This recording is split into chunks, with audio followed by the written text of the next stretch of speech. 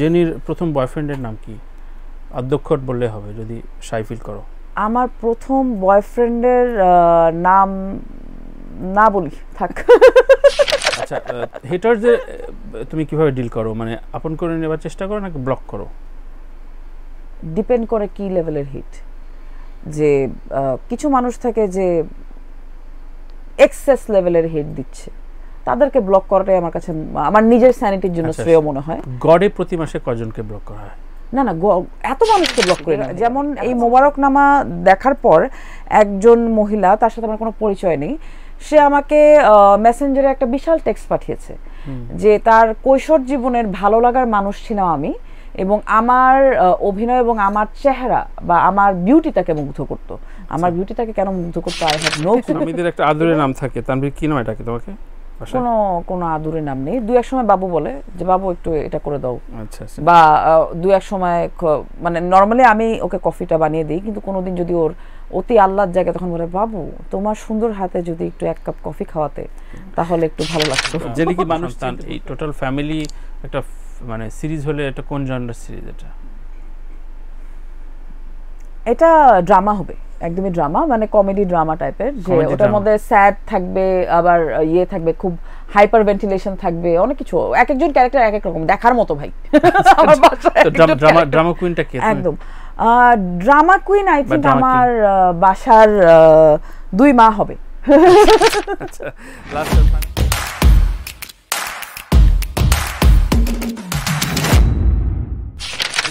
So 2024-এ উপরওয়ালার কাছে প্রার্থনা কি তোমার?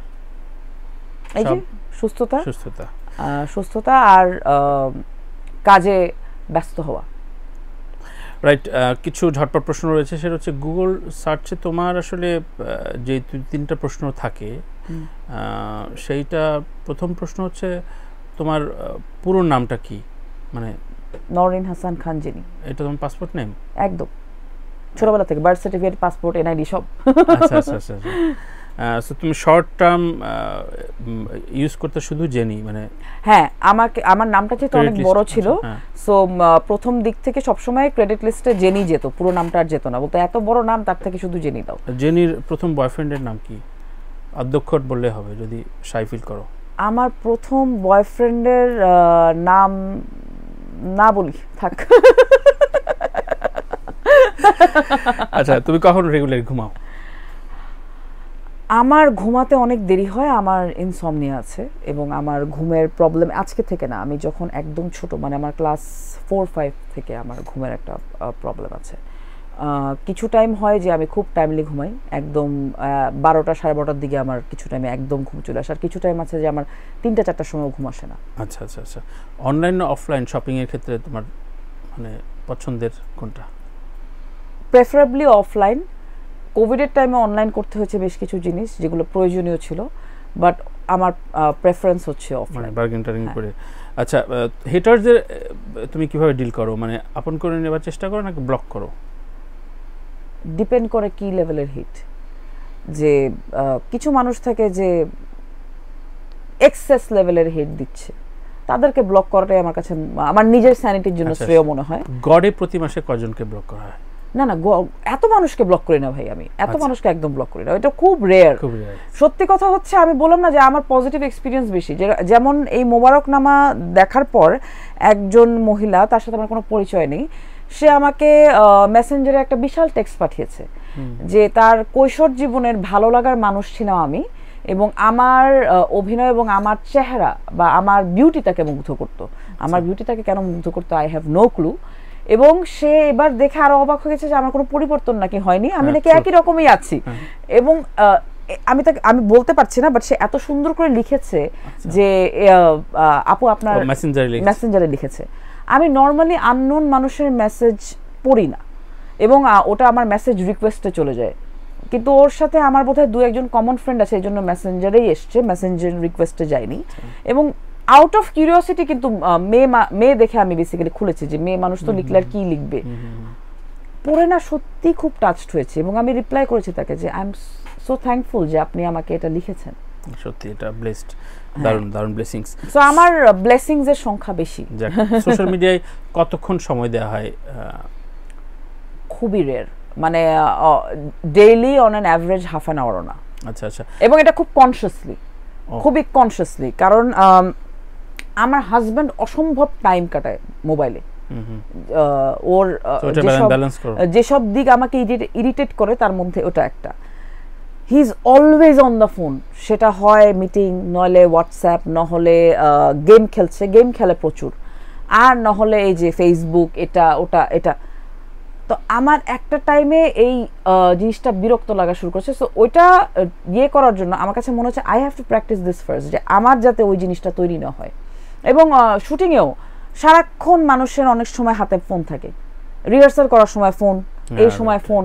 তো ওই জিনিসগুলো আমাকে, যেটা আমি কাজ করতাম, আমাকে বিরক্ত করা শুরু করেছিল দেখে আই ওয়াজ লাইক যে না, এটা প্র্যাকটিস করতে হবে, বিকজ ইটস অ্যান অ্যাডিকশন যে আপনি ইউ কিপ স্ক্রলিং। উত্তরে গেছো মানে তার মানে তুমি কনসিয়াসলি পারো। একদম একদম একদম, এটা খুব দারুণ ব্যাপার, কারণ অনেকে রিলসে ঢুকে নাকি 2-3 ঘন্টা শেষ করে দেয়। হ্যাঁ, এটা তো scroll, the more you scroll it's like the more they are virus.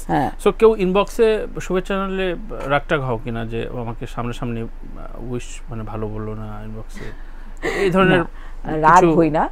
হ্যাঁ, যদি সে পাবলিকলি জিনিসটা করে সেটা ডেফিনেটলি অ্যাপ্রিশিয়েটেবল, কিন্তু সে যে আমাকে ইনবক্সেও করেছে, দ্যাটস অলসো সুইট।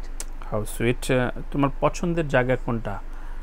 কোন জায়গা? দেশে বা বিদেশে, যেখানে তুমি হারিয়ে যেতে চাও, তানভীরকে নিয়ে যেতে চাও? পছন্দের জায়গা অনেক, তবে আমাকে সমুদ্র টানে। তানভীরকে পাহাড় টানে, আমাকে সমুদ্র টানে। আচ্ছা। সন্তানের কাছে কোন ডাক্তার সবচেয়ে প্রিয় তোমার, মানে বা তুমি আয়মানকে কিভাবে আদরে ডাকটা? আমি বাবাই বলি সবসময়, বাবা আয়মানের দিকে আসো, বাবা এদিকে এটা করো, ওটা করো। ও আমাকে মা বলে ডাকে, এবং ওটা যখন ও ডাকে তখন মনে হয় যে আচ্ছা অনেক কিছু হয়ে গেছে। স্বামীদের একটা আদরের নাম থাকে, তানভীর কি নামে ডাকে তোমাকে?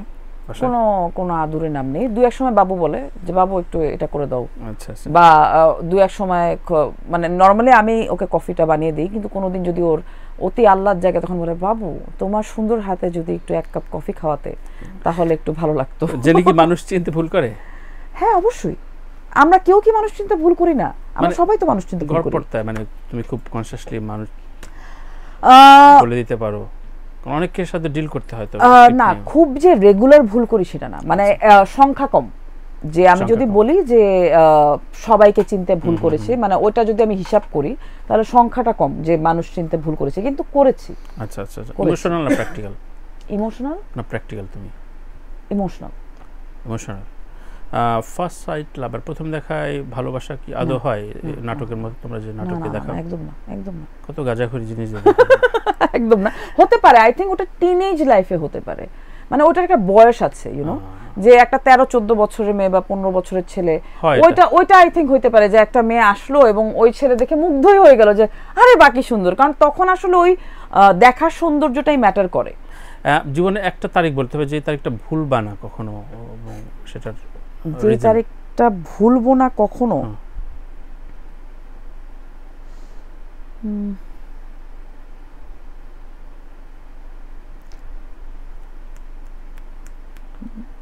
জানি না, তবে স্যাড পার্টে হয়তো খুঁজছো, হ্যাপি পার্টে খুঁজো।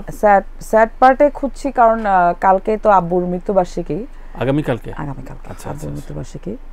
তো ওই তারিখটা সত্যি কথা আমি খুব মনে রাখতে চাই না, না মানে আমার কাছে এটা ভাবতে ভালো লাগে যে আব্বু আশেপাশে কোথাও আছে। সত্যি তোমার কোন প্রতিভা লুকে আছে যেটা আসলে কখনো এক্সপ্লোর করনি বা বলনি, বলা হয় না, বা শুধু তানভীর জানে আর কেউ জানে না? বলে দাও আজকে একটা। না, ওরকম কিছু নেই মনে হয়। হ্যাঁ, বাট আমাকে খুব কম মানুষ নাচতে দেখেছে। True, right. Best TV show, TV series দেখা, মানে একটা স্পেসিফাই করলে তোমার দেখা কোনটা? I love Stranger Things. আচ্ছা। Stranger Things নেটফ্লিক্সের one of the first shows যেটা নেটফ্লিক্সের জায়গায় নিয়ে গেছে। এবং স্ট্রেঞ্জার থিংসে এটা এমন একটা শো, এটা সবার অনেকের ভালো না লাগতে পারে, but they have a huge fan following, মানে ওটা রিলিজ হওয়ার সাথে সাথে 1 বিলিয়ন মিনিটসের উপরে হয়ে যায় ওদের ভিউ। স্ট্রেঞ্জার থিংস এমন একটা শো যেটার স্টোরি, যেটার স্ক্রিন প্লে, যেটার অ্যাক্টার্স, যেটার মিউজিক, যেটার এডিটিং, যেটার সাউন্ড, কোনো একটা জায়গায় খুঁত বের করতে পারবেন না আপনি। এবং আমি আমি আমি তো অনেক দিন ধরে দেখতাম, তো তানভীর দেখতো না। তানভীরকে একদিন আমি অনেকবার বলে দেখাতে চেয়েছি, কিন্তু তখন এটা একটা sci fi thriller kind of genre, but এটা কিন্তু একদম নেটফ্লিক্স বানিয়েছে, স্ট্রেঞ্জার থিংস, এবং ইটস অ্যাবাউট কিডস, বাচ্চা 10-11 বছর বাচ্চা, তারপর ওরা বড় হচ্ছে, ওদের বড় হওয়ার সাথে সাথে কাহিনীটা আগাচ্ছে। ভেরি মাচ আপনার ফার্স্টে মনে হতে পারে যে গাজখুরি টাইপের, কারণ একদমই আনরিয়েলিস্টিক ফ্যান্টাসি। আমি জানতাম ব্রেকিং ব্যাডটা নিয়ে না ব্রেকিং ব্যাড তো আগে টিভিতে গিয়েছে। হ্যাঁ, স্ট্রেঞ্জার থিংস একদমই নেটফ্লিক্স এর জন্য বানানো, মানে একদম original series. So duffer brothers বানিয়েছে। তানভীরও দেখে হি ওয়াজ হুকড, এবং ও আমাকে বলছে যে আমি কোনো জায়গায় খুঁত বের করতে পারছি না, না এডিটিং, না কস্টিউম, না কাহানি, না কিছুতে। সো ওই জায়গায় আমার কাছে মনে হয় যে in terms of whole package, মানে কন্টেন্ট রিচ হলে আসলে কেমন হতো। দারুণ। তো প্রিয় দর্শক শ্রোতা, আপনি দারুণ ক্লু পেলেন। আমিও আজকে থেকে এটা শুরু করব, দেখা যাক। তোমার সবচেয়ে বেশি অ্যাট্রাকটিভ থিংস কোনটা, মানে বিহেভিয়ার হতে পারে, লুকস হতে পারে, যেটা প্রেজ করে সবাই তোমাকে দেখে বলে, কোনটা? মানে থাকে না একটা বিষয় খুব কমন থাকে তোমাকে। লুকস প্রেস করে, লুকস ছোটবেলা থেকেই প্রেস করতো, সেটা আমার কাছে খুব টানে না। কিন্তু হ্যাঁ, কেউ যদি আমার বিহেভিয়ার প্রেস করে, বা আমার সাথে কাজ করার পর আমার সাথে কাজের এক্সপিরিয়েন্সটা প্রেস করে, যে আমার সাথে কাজের অভিজ্ঞতা ভালো, বা আমার সাথে কাজ করে তারা আরাম পেয়েছে, ওটা আমাকে খুশি করে, বা আমাকে ওটা প্লিজ করে বেশি, ইনস্টেড অফ না মানে প্রায় সময় বলে তোমার চোখটা কিন্তু সুন্দর, মানে তোমার চোখের প্রসঙ্গ না ওরকম আলাদা করে বলে না, ওভারঅল বলে আচ্ছা সুন্দর। ওটা সব সময়, ওটা যে কোনো জায়গায় গেলে ওভারঅল বলে সুন্দর। সো ওটা আমাকে এখন আর বদার করে না, মানে আমাকে খুশিও করে না, আমাকে দুঃখও দেয় না। না একটা কমন থিংস থাকে কারোর প্রতি আর কি। তোমার ফ্যামিলি, তুমি তানভীর, তোমার শ্বশুর শাশুড়ি বা তোমার সন্তান, এই টোটাল ফ্যামিলি একটা মানে সিরিজ হলে এটা কোন জনরার সিরিজ? এটা ড্রামা হবে, একদমই ড্রামা, মানে কমেডি ড্রামা টাইপের, যে ওটার মধ্যে স্যাড থাকবে, আবার ইয়ে থাকবে, খুব হাইপার ভেন্টিলেশন থাকবে, অনেক কিছু, এক একজন ক্যারেক্টার এক এক রকম, দেখার মতো ভাই। ড্রামা কুইনটা কে? একদম ড্রামা কুইন আই থিংক আমার বাসার 2 মা হবে। আচ্ছা, লাস্ট আর ফাইনাল কোশ্চেন হচ্ছে, রাগ হয় কোন কারণে, কোন ইস্যুতে বেসিক্যালি তুমি আর কন্ট্রোল করতে পারো না? আনএথিক্যাল কথা বললে। আচ্ছা, আনএথিক্যাল কথা বললে জেনারেল মানুষের ক্ষেত্রে হয়, যদি কেউ যেচে পড়ে মিথ্যা কথা বলে, ওটা ভালো লাগে না, বাট ওটাতে রাগ দেখেন। আমি রাগ হই একদমই নিজেদের মানুষের সাথে, রাগ আমি সবার সাথে হই না। আর দুটো প্রশ্ন করে এসেছে, তুমি রেধেছো কিন্তু মনের মতো হয়নি, বুঝতে পারো তানভীরের কথা শুনে ও কি প্রেস করে তোমাকে? এটা খুব অদ্ভুত ভাই, ও একটা কিসিং বললাম না, ও যদি কোনোদিন আপনি নষ্ট তরকারি দেন, ও এটা খেয়ে ফেলবে এবং বুঝবে না যে ধরেন ডাল নষ্ট হয়ে গেছে, বলে না ভয়, না ডাল ভীষণ ভয় পায়, একদমই না, ওটা ভুল কথা। ও বাসায়ও ওর কথাই সবকিছু হয়, এটা একদম ভুল।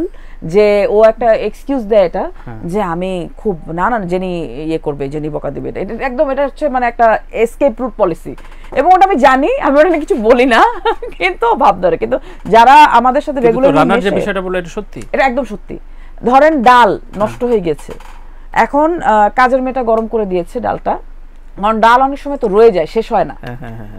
তো আমি নিতে গেলাম, আমি খেয়ে বললাম যে এটা তো কেমন জানি লাগছে, ও কিন্তু দিব্যি খেয়ে উঠে গেছে। আমরা, তুমি বোঝো নাই, ও একদম খাবার নিয়ে কনসেন্ট্রেট করে না, ও জানে না, ও একান্ত তখনই খাবার নিয়ে বদল হয় যদি ঝাল বেশি হয়ে যায়, বেশি ঝাল আর কি লাগে, তো সুখী মানুষ তুমি, এই ক্ষেত্রে ওর কোনো কমপ্লেন নাই, এটা ট্রু।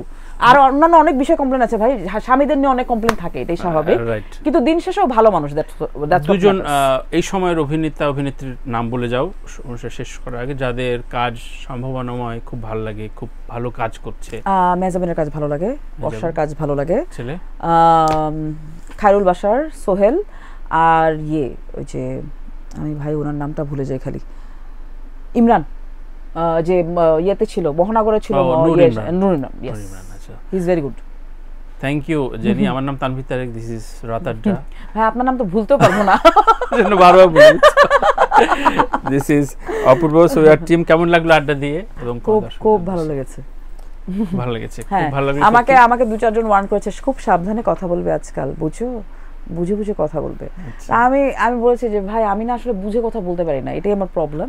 আমি বুঝে কথা বলতে পারি না, আমি আসলে হার্ট থেকে কথা বলি। সো এটার পর যদি কিছু হয় তাহলে মানুষ ক্ষমা সুন্দর দৃষ্টিতে দেখলে হবে। Thank you.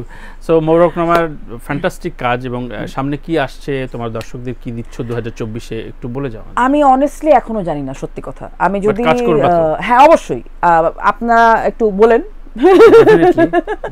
আমি অবশ্যই কাজ করতে চাই, কারণ এটা আমার খুব ভালোবাসার ভালো লাগার জায়গা ভাই। সো এই জায়গাটা থেকে আমি আসলে চলে গেলে আমার আসলে খারাপ লাগে। মানে আমি যখন থাকি না তখন আমার কাছে মনে হয় যে আমার সত্তার কি যেন একটা মিসিং। সবকিছু থাকে বাট আমার নিজের এন্টিটির কি জানি একটা মিসিং লাগে আমার। চমৎকার, থ্যাংক ইউ। সো আমরা চাই দেখতে 2024-25-এর ভেতরে রাহান রাফির ফিল্মে তুমি কাজ করো। Of course, yes, I think that would be good. আমার মনে হয় রাহান রাফির লাইফে আমার মতো একজন দরকার, সত্যি দরকার। কিংবা শাওকি বা আশফাক নিপুণের সিরিজে অবশ্যই অবশ্যই। আমি নিপুণ ভাইকেও বলেছি, কোন একবার জানি স্ট্যাটাস দিয়েছিলাম যে মহানগরের পরে, যে ভাই আমিও একটু খেলতে চাই।